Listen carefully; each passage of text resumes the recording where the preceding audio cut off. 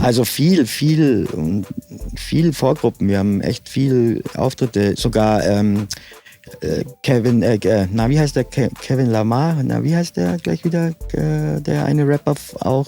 Außer man macht wirklich alles analog. Dann natürlich, dann ist der Sound natürlich schon etwas wärmer. Wirklich, unser Ort wurde auch überschwemmt mit Drogen, also Neuperlach.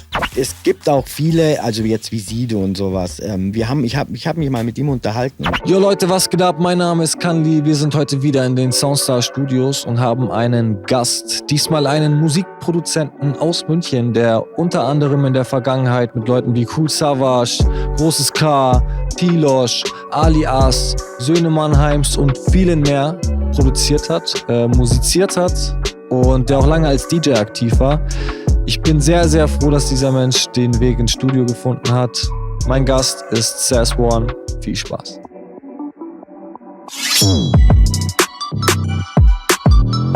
Ich komm aus Feld wie Papé, hab die City hinterm Rücken wie Trikots von Sané, Alter geht. Jeder kann hart sein mit 60 Jungs, doch geht's um Bars schreiben.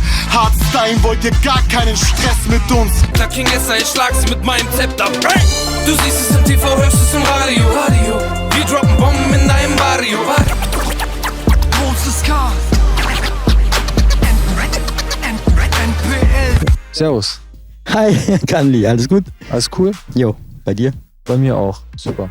Du hast gut hergefunden? Super, ja, eigentlich recht easy. Bin mit dem Bus gefahren, direkt von meinem Haus weg. Recht Top. cool. Ja, Kannst du öfters vorbeikommen. genau. Mach mal. Wir fangen direkt an, würde ich sagen. Erste Frage, Standard. Wie bist du denn zu Hip-Hop gekommen? Wie hat das bei dir alles angefangen? Okay, das ist natürlich, also da ich ja schon etwas älter bin ich damit voll aufgewachsen. Also da, wo das ganze Hip-Hopping, Rap, Breakdance, Sprühen, DJing und diese ganzen Sachen nach Deutschland gekommen sind. Mit Grandmaster Flash, Curtis Blow und diese ganzen, jetzt habe ich sozusagen damit angefangen. Und ich habe auch Breakdance gemacht sogar. Also ich habe echt alles gemacht. Ich habe gesprüht, ich habe alles gemacht. Also ich war richtig Hip-Hop. Einfach voll Kanne dabei, so, ja. Und dann so, ich glaube so also das hat so angefangen bei mir, ich glaube da war ich so 8, 9, sowas. Und dann so mit 14, 15 habe ich meine ersten 1210er mir geholt. Und dann das DJing der Technics SL 1210er, das sind Plattenspieler, genau. Ja, und dann das DJing angefangen und ich habe da auch schon angefangen zu produzieren, aber halt da war das noch ganz anders wie heutzutage. Also da musstest du ja wirklich alles per MIDI anschließen, alle Geräte und heute machst du einen Laptop an und kannst da schon komplett produzieren. Ja, da war das anders, ja. Noch. Und dann hast du mit dem DJing angefangen und mit Großes K dich dann auch zusammengetan. Den kennst du ja schon. Schon sehr lang, glaube ich. Also wir waren zusammen in der Schule auch. Glaube ab der 5. oder so. Ja, ich glaube ab der 5. waren wir zusammen in derselben Schule auch.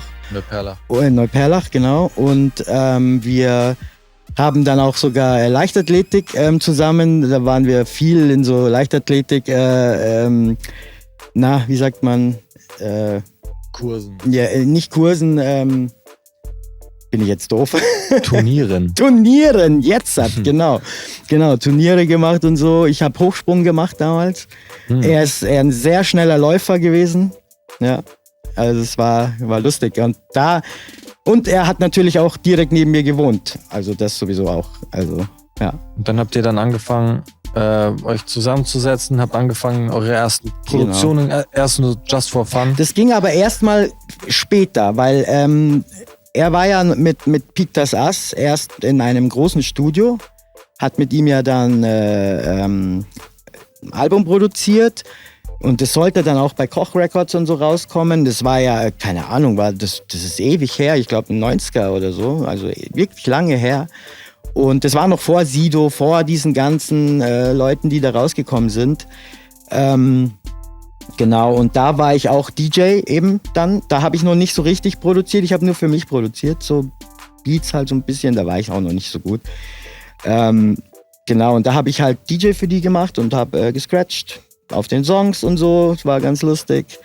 Genau. Und dann erst etwas später, wo dann Großes K, also eher so seinen Solo-Weg gegangen ist, dann haben wir zusammen produziert. Ja. Also dann auch noch der Neue Süden quasi. Genau, der Neue Süden kam dann noch. Genau.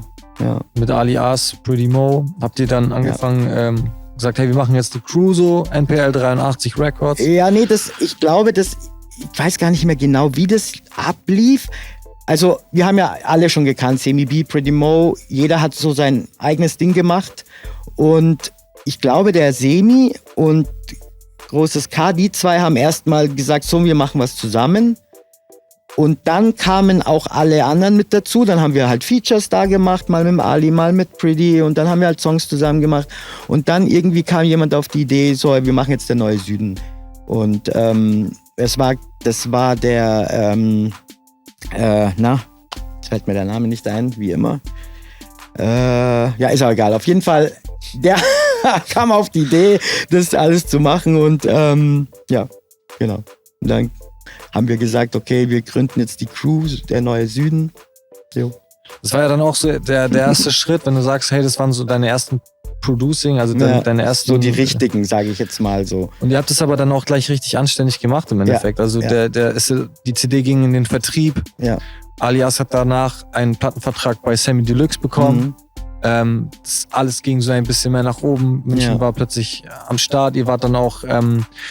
Vorgruppe von Sido und B-Tight und so. Genau, ja. Schichten. Mehrere, also, auch Chris Brown. Ja, die ganze... Also viel Vorgruppen. Wir haben echt viel Auftritte. Sogar Kevin, wie heißt der? Kevin Lamar? Wie heißt der gleich wieder? Der eine Rapper auch, den Dr. Dre auch und Eminem...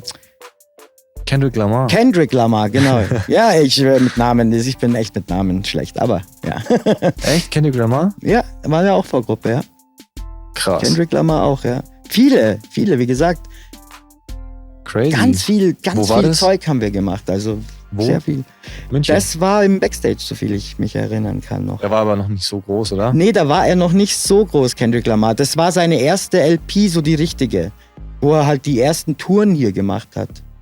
Krass. Kam ich jetzt auf Kevin eigentlich? Kendrick Lamar, ja, genau. Er kann da gar nicht erzählt. Kendrick Lamar ist ja schon echt eine Nummer, gell? Ja, ist eine richtige Nummer, ja. Der ist mittlerweile richtig. Ja, gut, ich sag ja, wir waren so viel unterwegs und da Vorgruppe und da Vorgruppe. Alles kann man sich auch nicht, weißt du, ich meine, merken. Also interessant, dass der Candy das nie erwähnt hat. Interessant. Ja, vielleicht hat er ihn selber nicht so auf dem Schirm. Wahrscheinlich. Das ist ja crazy. Ja. Aber so in Mannheims habt ihr dann auch zusammengearbeitet? Genau, ja, mit denen waren wir auch ein bisschen unterwegs, haben gefeiert auch immer wieder. Ja, mit denen hatten wir viel Spaß, ja. Schaut man sich da, wenn man mit so großen Künstlern zusammenarbeitet, auch wenn das jetzt nur nicht intern labeltechnisch ist, sondern wenn man dann immer da mal Vorgruppe ist, da mal einen Song produziert, schaut man sich da auch viel ab? Oder ist man einfach ist man froh, also bist du froh, dass du einfach nur mit denen chillst oder hast du dir da schon viel mitgenommen, da mal dazugelernt? Natürlich schon, also das auf jeden Fall. Man lernt ja immer dazu und man lernt ja nie aus so. Und es hat auch echt Spaß gemacht, mit den Leuten zusammenzuarbeiten. Und manchmal habe ich ja auch nur jetzt zum Beispiel Mixes und Masterings nur gemacht von manchen Künstlern. Aber trotzdem ist es ja, man lernt dazu auch, was der Künstler will. Zum Beispiel, wie er seine Stimme haben will, wie er die Beats haben will und so weiter. Und ja, da lernt man natürlich draus, ja. Ja, ich habe da damals, du hast ja auch das Album Ehrenkodex gemacht von Emek 45. Genau, ja. Da waren ja ein Haufen Features drauf. Sehr viele, ja. Babasat, Manuelsen, Mo Phoenix, noch hier von Savage, der eine, ich habe Amar. Amar, genau, ja. Amar war noch drauf. Babasat, klar, hast du schon gesagt, glaube ich. Ja, und Alpagan, nee, das war auf seinem Album dann. Alpagan, das war später. Alpagan war später. Ja, das war später, genau. 3 Jahre später. Den habe ich auch gemischt, den Song dann, ja. Also ich habe die Projekte damals gesehen. Und ein Babasat hat damals ja eigene Parts quasi 8-spurig aufgenommen. Genauso wie ein Manuelsen. Da sind 16 Spuren in der Hook gewesen. Naja, ich habe auch krass viele Spuren bekommen teilweise, ja. Ja, das war ein Riesenprojekt. Ja. Würdest du sagen, dass sich das war wann war das für ein Jahr? Was war das, 2012, 2013 länger so? her, so, ja. Würdest du sagen, dass sich das dass sich das heute verändert hat, das Producing? Dass es gar nicht mehr notwendig ist, so viele Spuren zu haben? Ja, auf jeden Fall. Wenn man sich auch die neuen Produktionen mal alle anhört, ist meistens eine Main-Rap-Stimme oder Gesangsstimme und die wird halt gut abgemischt. Und klar, es wird immer noch ein bisschen was dazu gemischt, mehrere Stimmen teilweise, aber eher im Hintergrund, wie auch Adlibs oder Powerwords oder sowas. Aber es hat sich schon viel geändert. Früher hat man immer viel Spuren, damit es sich ja fett anhört, genommen. Aber das braucht man gar nicht mehr, weil heutzutage auch die Technik, da kannst du Stimmen schon so dick machen. Du musst quasi, also du hast heute eine Spur und die kannst du so geil bearbeiten und so geil aufnehmen, dass du es kompensierst, wie wenn du früher jetzt 8 Spuren benutzt hast, um diesen Druck um in die diesen Stimme Druck zu und kriegen. auch diese Breite und alles. Also es gibt so viel Techniken mittlerweile. Auch in der Zeit habe ich natürlich auch sehr viel dazu gelernt und so, wo man einfach eine Stimme richtig dick machen kann. Ja. Gibt es Sachen beim Producing, wo du sagst, die hast du dir einfach in dem Laufe der Jahre so angeeignet und damit arbeitest du heute immer noch gerne, auch wenn sie eigentlich gar nicht mehr nötig wären, also so ein riesen Mischpult oder so? Doch, ja klar. Natürlich, es ist schon schön, man kann ja, wie gesagt, man kann mittlerweile alles in dem Computer machen. Man nimmt eine gute Soundkarte, steckt ein Mikro dran und dann kannst du schon aufnehmen, so könnte man, mit einem Laptop sogar. Aber es ist natürlich schon noch schön, wenn man ein Mischpult vor sich stehen hat und die Regler halt einfach regeln kann. Oder das ist halt, das macht schon mehr Spaß, finde ich jetzt, als wie nur mit der Maus irgendwas zu machen.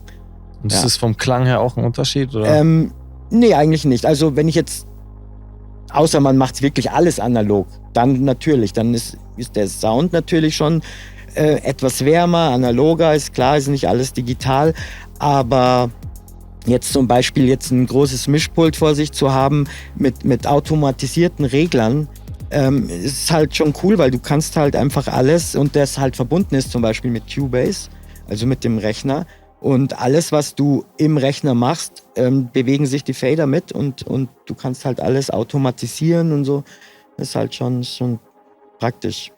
Ja, macht mehr Spaß, als wie nur mit der Maus zu arbeiten, finde ich jetzt. Und beim DJing, du hast ja auch lange, warst ja auch lange als DJ aktiv. Genau, ja. Du kommst doch auch aus Clubs aufgelegt und so, ja. Du kommst ja noch aus einer Zeit, wo du die ganzen Platten ja noch mit dir rumschleppen musst. Oh ja, das war eine Action.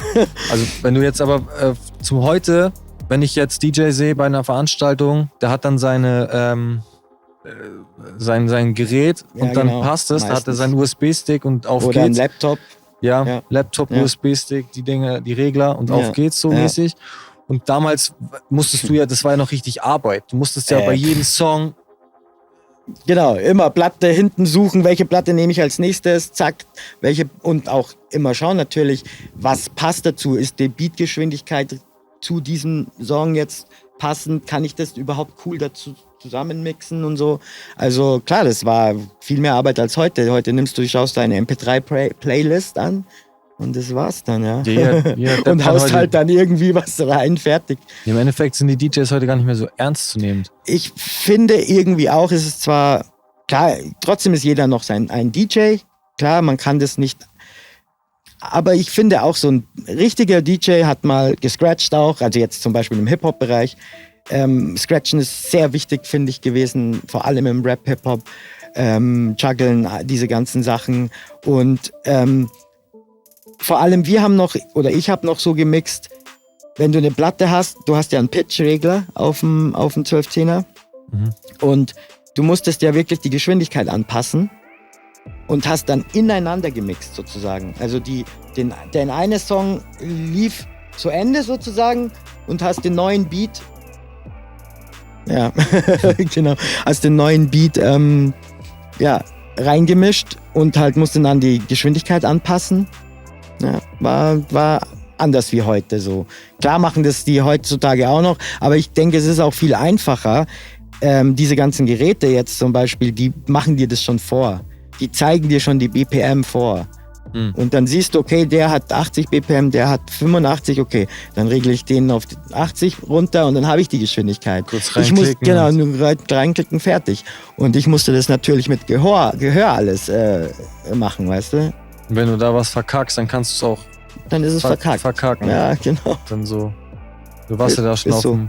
auf einem guten Level Ja. unterwegs. Ich hab auch so DJ-Meisterschaften mitgemacht zum Beispiel. Echt crazy, Ja, voll. Ich habe sogar noch diese ganz alte, ich weiß nicht, ob das noch jemand kennt, diese DMC-Meisterschaften, Jacken habe ich sogar noch eine. Ja, voll. Die ist zwar schon total zerrissen und kaputt, aber Andenken. das Andenken ist super geil. Die ist bestimmt 25 Jahre alt oder so. Oder älter. Crazy. Ja, voll. Was hast du für einen Platz da gemacht bei den Meisterschaften? Ich weiß nicht, ich glaube den 4. oder 5. Also war ich jetzt nicht so. Da waren ja aus ganz Deutschland und ich glaube sogar auch aus London Leute da. Ja. Ja, das war früher auch noch intensiver, gell? Auch mit diesen Ja, ganzen da war das viel Break-Battles krasser. und so. Ja. Tanzbattles und so, das gab es früher noch. Stimmt, aber Aber ja ganz- eben, ich sag ja, so in der Zeit, wo ich aufgewachsen bin mit diesem ganzen Breakdancer, Sprüher, jeder hat was gemacht, weißt du? Ja. Wir waren so eine große Gemeinde da in Neuperlach irgendwie und jeder hat was gemacht. Der eine hat krass gesprüht, der eine hat Breakdance gemacht. Jeder hat zwar was gemacht, also jeder hat zwar alles gemacht, aber in einem war er halt nur gut, so, also richtig gut. Ich habe ja auch Breakdance gemacht eine Zeit lang, weißt du, so. Ja. Aber ich war halt eigentlich eher DJing und so, das fand ich halt am besten. Das hat am meisten Spaß gemacht.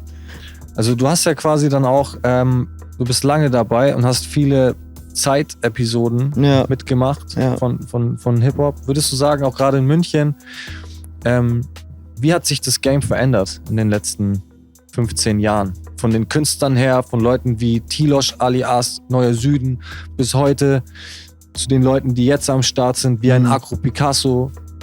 Findest du das positiv oder? Ja, doch, auf jeden Fall. Was mich nur ein bisschen stört, dass alle sich mittlerweile fast gleich anhören. Also diese Autotune-Sachen.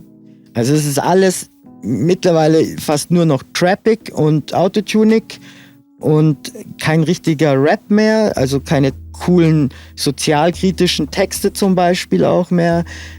Das ist ja eigentlich das, was Rap-Hip-Hop ausgemacht hat, weißt du so? Ja, Sammy Und- Deluxe und so die Zeiten. Der hat Ja. ja noch sehr kopfgefickt gerappt und so. Und heute Ja. ist alles nur noch lila und Autotune und Genau, Lila Wolken. Ja. Ich meine, es sind gute Songs. So ist es ja nicht. Es gibt schon teilweise gute Songs. Und ich feiere auch manche Sachen. Die sind auch echt gut. Aber es ist halt wirklich anders geworden. So ein richtiger Rap gibt es selten noch, sage ich jetzt mal. Aber ja, irgendwo muss ja die Musik hin. Man kann ja nicht stehen bleiben. Ja. Es muss ja irgendwo, ja, mal neue Sachen erfunden werden und so. Ist ja auch cool. Aber ja, so der richtige Rap, Hip-Hop gefällt mir halt am besten so. Ich glaube aber auch, dass dadurch, dass diese ganze Autotune-Mucke in den letzten Jahren so krass am Start war, dass viele Leute sich mittlerweile wieder danach sehnen, Normalen Rap. genau die Mucke, wirklich diesen Ja. Rap zu hören. Ja, genau. Und ich glaube, das wird sich in Zukunft jetzt zwischen 2020 und 2025 wieder in diese Richtung entwickeln. Könnte sein, ja. Ja, es sind immer Etappen. Ja. Zum Beispiel da in dieser Zeit, wo dann so T-Pain war, das ist ja auch schon ewig lang her. Ja, die haben ja mit dem Das war ja Autotune-Shit so- angefangen. Ja, eigentlich war es Chair, Believe oder wie der Song hieß. Da wurde es zum allerersten Mal Autotune benutzt, aber in dem Sinn eben benutzt, dass es halt eben voll aufgedreht wurde mit diesem Effekt. Ist ja eigentlich nur ein Korrekturprogramm. Genau, es ist ein Gesangskorrekturprogramm, wo, wenn du es normal einstellst, eben dein Gesang in die richtige Tonlage gemacht wird. Und wenn man es aber voll aufdreht, also dann übertreibt das Programm das halt sozusagen und dann gibt es diesen Effekt. Und ja, genau. Oder worauf wollte ich jetzt hinaus? Ich wollte irgendwas sagen. Autotune angefangen, T-Pain und so. Ah, genau, T-Pain. Und da haben wir zum Beispiel auch schon Songs gemacht mit Autotune, da hat es aber keinen interessiert. Keine Sau hat es interessiert. Weißt du, jeder so, was ist das? Nee, taugt Ja, nicht. am Anfang Weißt du? wurde es erstmal so... Ja, genau, und ich sage ja auch so, ich finde, dass zum Beispiel auch Großes K, viele Leute, also viel, was wir damals produziert haben, jetzt erst kommt so, weißt du, ich meine? Ja, So, wir waren unsere Zeit schon 10-mal voraus. Genauso wie auch, wir haben wirklich Gangster-Rap gemacht, bevor diese ganzen Leute kamen. Bloß Sie haben es kommerzieller gemacht. die haben es halt anders, ja. Und vor allem, ich glaube, es lag auch ein bisschen, das hat schon was Politisches, auch ein bisschen. Ich glaube, dass die nicht wollten, dass aus München, weil es eine Bonzenstadt ist, wollten die nicht, dass da so harter Rap herkommt, sozusagen. Weißt du? Ja, ich finde es auch echt irgendwie schade, dass Glaub ich München, jetzt. München ist immer sehr, sehr underrated, finde ich. Hier sind Ja, so voll. krasse Künstler. Ja, brutal. Die Leute, die hier arbeiten, auch ein Ty Jason zum Beispiel, keine Ja. Ahnung, Alias ist Uwe richtig Smackers groß geworden, auch. lauter Leute, auch viele Talente so, aber dafür ist es gar nicht auf dem Radar. Ich höre teilweise Leute aus anderen Städten, die rappen nicht so gut wie Leute von hier, Nee, haben stimmt. aber viel mehr Aufmerksamkeit, viel mehr Reichweite. Ja, weil es heißt halt immer München, ja, die sind reich und da gibt es keine schlechten Orte und sowas. Ja, das ist völliger Schwachsinn. Aber es ist totaler Schwachsinn, weil Neuperlach zum Beispiel und Hasenberge, Milbertshofen. das waren wirklich damals, wo ich da aufgewachsen bin, richtig krasse Orte. Also das war nicht Pipifax und das sind auch genauso wie, keine Ahnung, in Berlin die ganzen Hochhäuser-Orte da, weißt du so. Ja. Also es ist auch eine Trabantenstadt und das ist genau so gewesen und wirklich, unser Ort wurde auch überschwemmt mit Drogen, also Neuperlach Ja. zum Beispiel. Das wurde überschwemmt. Ich glaube, alle meine Freunde, ich habe, glaube ich, 30 Leute verloren. Also sind gestorben, weißt du, an dem Scheiß. Und also das war nicht lustig damals da. Und das finde ich irgendwo schade, dass es dann eben heißt, München ist eine Schickimicki-Stadt und Ja, da gibt es sowas nicht und sowas. Ich habe mir das auch immer gedacht bei Dingen. Ich habe ja auch in Friedrich-Engelsbogen gewohnt, 19. Genau, Und dann bin ist ich ja- aufgewachsen. Ja, hast du auch in dem Haus gewohnt, gell? Ja. Dann bin ich rausgegangen vor die Tür, gehe nur zu Penny oder zu Edeka, Karl-Marx-Ring und sehe halt dann direkt, keine Ahnung, 30 Junkies, die auf ihre Subpositionstabletten warten. Genau, ja. Und dann liest du aber im Internet immer wieder irgendwelche Kommentare von ja, Neuperlach und boah, München, die sind doch alle rich und so. Ja. Wo ich mir dann auch denke, Digga, komm doch mal her und schau dir das Genau, an. schau dir das mal an. Ja, Genau, und, ja. Aber es gibt schon auch ein paar, die das wissen. Also zum Beispiel auch Berliner und so. Die wissen das schon. Und es gibt auch viele, also jetzt wie Sido und sowas. Ich hab mich mal mit ihm unterhalten und so. Er hat auch, der hat mir zum Beispiel auch gesagt, er kennt Neuperlach, er hat das gekannt auch von damals und so, wie es da abging und so. Also das, es gibt schon ein paar, aber es ist halt, wie gesagt, nicht so in die Öffentlichkeit, weil ich eben glaube, das hat auch ein bisschen was Politisches zu tun, dass München halt eine saubere Stadt bleiben soll, sozusagen halt. ja, das Ja. wird von den Medien dann eher runtergehalten. Die Major-Labels haben Ja. dann gesagt, okay, wir nehmen lieber die Berliner und pushen die Ja, genau. Und Hamburg, Berlin, München. So. Ja.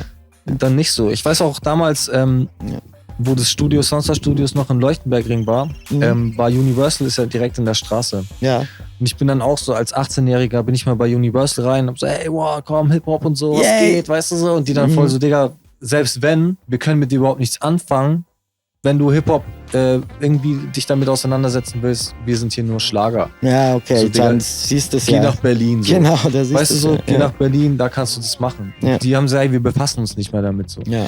München war sehr Schlager, Digga. Genau, und das war ja auch zum Beispiel da, wo Großes K und Peak das Ass ihr Album gemacht haben in diesem großen Studio damals. Wann war denn das? Ich glaube 90 so rum. Das ist wirklich lange her. Und wie gesagt, das war vor Sido, vor diesen ganzen Leuten. 98 oder so mäßig. 97, 98, ich weiß, werden wir uns auch darüber unterhalten. Und ja, und da war es ja, ich glaube, das hat er ja eh schon in dem Interview auch gesagt, dass Koch Records, die waren ja bei Koch Records damals und kurz vor dem Release hat, glaube ich, irgendeine andere Firma, Sony oder Universal oder sowas, Die gekauft. haben die aufgekauft und haben halt viele Künstler nicht mitgenommen, so wie Großes K und Ja. so weiter. Und wenn wir damit, also wenn die da mit diesem Ding rausgekommen wären, wären vielleicht sogar München so die Hochburg geworden. Weißt du, wie ich meine? Ja, Ist München aber jetzt, ist halt Berlin geworden dann. So. Und Hamburg und so weiter. Aber mal ist halt so. Wie gesagt, ich sage ja, ich glaube, das hat echt was Politisches so zu tun. Ja, die Berliner sind aber auch, die Stadt und Hamburg auch, die sind einfach, Da hast du ein ganz anderes Feeling, wenn du in der Innenstadt rumläufst. Ja, ich ja. weiß auch genau, was die Leute meinen. Wenn du jetzt in Orten wie Neuperlach, Hasenbergel bist und so mit Hip-Hopern und so, dann ist es was anderes. Aber wenn du mal wirklich hier durch die Stadt läufst, dann siehst du halt viel Lederhosen, Dirndl-Zeugs und so. Ja, klar. Oktoberfest. Ist ja Leute- normal, ist ja auch eine schickimicki Stadt, so ist es ja nicht. Ja, Es ist, aber dass diese, wie soll ich sagen, die Jungs aus den härteren Gegenden eigentlich gar keinen Bezug zu diesem Schickimicki-Scheiß haben, genauso wie die Schickimicki-Leute gar keinen Bezug dazu haben, Genau, was ja. in den härteren Gegenden abgeht, so. ja, richtig. Das wird dann immer ausgeblendet, Digga. Ja, Ich finde, das München stimmt. wird auch immer hart runtergequatscht, so. Ja, voll. Leider. Ja. Aber es gibt hier ein paar super Künstler, super Leute, und es, ja. Auch Gibt's neue denn- Sachen. So, ich zum Beispiel jetzt, ich finde Agro Picasso jetzt zum Beispiel ist auch gut am Kommen jetzt. Finde ich super. Ja. Der hat auf jeden Fall Den hast du ja auch vor kurzem, glaube ich, letzte Woche letzte Woche. war Akku Picasso hier Ja. am Start. Das war auf jeden Fall cool. Ja, gibt schon ein paar. Und auch jetzt zum Beispiel Mike J, den kenne ich auch schon von klein auf, Mike J Undercover und so. Die sind halt recht spät auch leider erst mit ihrer Mucke rausgekommen, also nach Tilos sogar, also viel später. Und machen auch gute Sachen, aber sehr, sehr coole Sachen. Ja, Die sind dran geblieben auch. ja, Die haben ja sich auf jeden entwickelt. Fall. Ja, man muss tun. Ja, es gibt Arbeiten. da irgendwie bei den ganzen Künstlern auch so, die Münchner Künstler haben es schwerer als andere Künstler. Ja, finde ich auch. Du musst dann noch mehr so eine bestimmte Schwelle übertreten, Ja. um ernst genommen zu werden, Das stimmt, habe ich ja. so das Gefühl. Ja, Ja. und aber du hast ja auch lange mit Großes K zusammengearbeitet. Ja, eigentlich die meiste Zeit so. Also, wie gesagt, Gibt es da so Herzensprojekte, wo du sagst, boah, das war eigentlich so die coolste Zeit, wenn du dich dran zurückerinnerst? also ich fand eben die Zeit da mit Söhne Mannheims, wo wir mit denen zusammengearbeitet haben. D-Flame ist ja auch auf dem Album dann gelandet. In Frankfurt. Also ich ja. glaube, das zweite Album von ihm, das war, finde ich, so die coolste Zeit und das coolste. Und halt natürlich der Neue Süden fand ich auch am coolsten die Zeit, ja. Ja. Da hat es mir am meisten Spaß gemacht, so. Und mittlerweile bist du auch nicht nur Musikproduzent, sondern du machst in deiner Freizeit oder beziehungsweise auch Musikproduzent, aber nicht nur für Rapper, sondern du machst auch in deiner Freizeit Projekte mit Kindern. Jugendlichen, genau, ja, es ist so ein kirchliches Jugendzentrum. Das ist so eine Ehrenamtsarbeit, was ich mit den Kids mache. Denen lerne ich halt dann mischen, mastern. Die machen auch mal Songs und so. Sind auch ein paar gute Rapper dabei, wie Ali Royal zum Beispiel. Der hat, glaube ich, auch schon mal was rausgebracht. Es sind echt gute Leute dabei, ja. Und da, wie gesagt, mache ich so Ehrenamtsarbeit mit den Kids, ja. Und das Ja. macht Spaß. Macht sehr viel Spaß, ja. Sind Kinder angenehmer als Rapper? Naja, es ist genau dasselbe. Es ist genau dasselbe. Ja, glaube ich dir. Die meisten Rapper sind ja auch noch jung, so Riesen. 18, 16 bis 20, 18, ja. So. Ja, schauen wir mal, ob da noch was rauskommt. Ja, genau. Gibt da der ein oder andere da. Nee, aber es vielleicht macht- setzt er macht dann Spaß. irgendwann mal im Interview und sagt dann, hey, ich war damals im Jugendzentrum. Genau, Das stimmt. Ja, genau. Kann ja auch sein. Ja. Du hast auch damals noch einen Song mit Savage produziert? Oder beziehungsweise Ja, halt, du- das war ein Feature von einem, also Modi hieß der. Und der hat ein Feature mit Savage gemacht, auf einem Beat von mir eben. Und den habe ich halt dann gemacht, den Song, genau, ja. Hat auch Spaß gemacht. was war war das cool. was für ein Jahr? Oh, das ist. Boah. Ich glaube, das war noch vor der Neue Süden-Zeit so. So genau kann ich das jetzt gar nicht sagen. Da war Savage auch noch nicht so groß, gell? Also das war Naja, eher Savage ist schon lange groß, jetzt kann man sagen.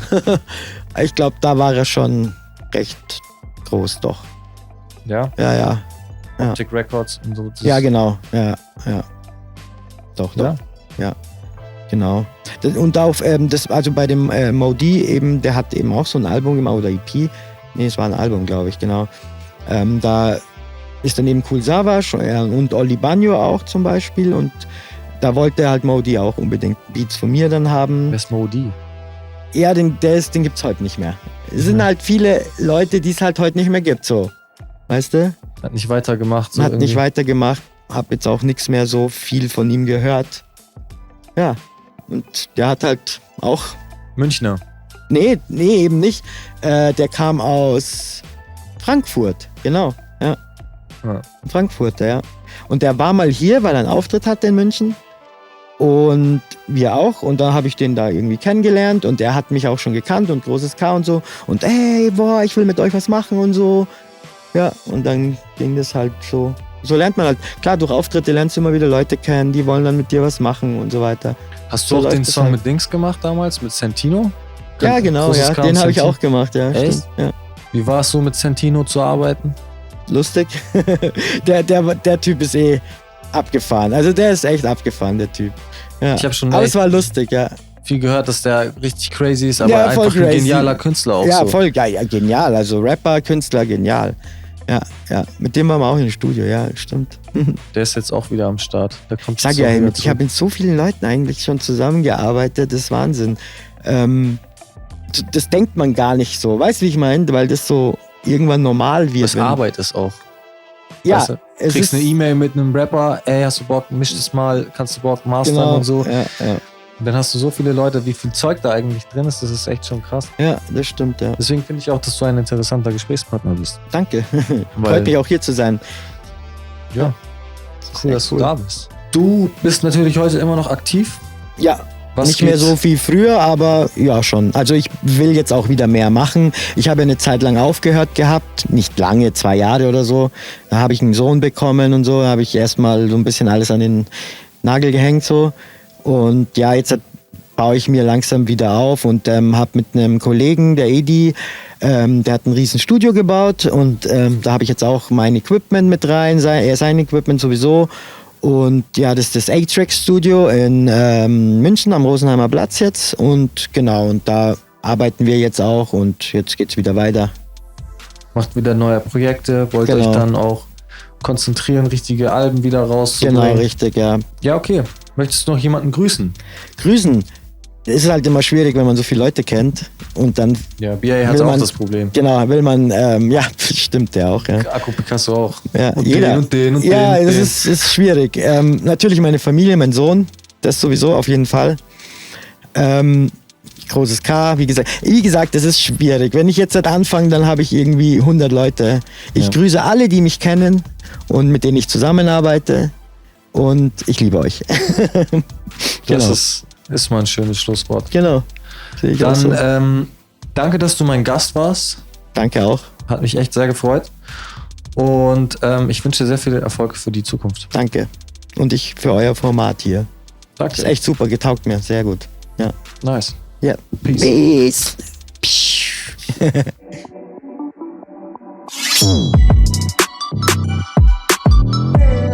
Jo Leute, was geht ab? Das war die 4. Folge von unserem neuen Format Artist Talk. Ich hoffe, es hat euch gefallen. Wenn es euch gefallen hat, dann macht einen Daumen nach oben, schreibt einen Kommentar, abonniert den Channel, folgt uns bei Instagram, folgt Saswan, folgt Erich Kandi, folgt Prival, folgt Nikolarisch, folgt Soundstar Studios, folgt allen.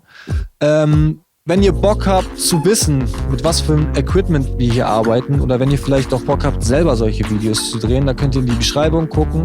Da sind alle Artikel oder alle Gegenstände, die wir hier benutzen, verlinkt. Da könnt ihr auch mal schauen, wenn ihr Interesse habt. Vielleicht auch mal irgendwie ein Interviewformat ins Leben rufen. Dazu haben wir noch einen Online-Shop, den neuen Artist Talk Online-Shop. Da könnt ihr von uns Pullover kaufen, T-Shirts, Tassen, Unterhosen, alles Mögliche. Da ist wirklich alles in diesem Shop. Wie gesagt, bleibt dran. Bis zum nächsten Mal. Viel Spaß. Haut da rein. Und danke fürs Gucken. Peace.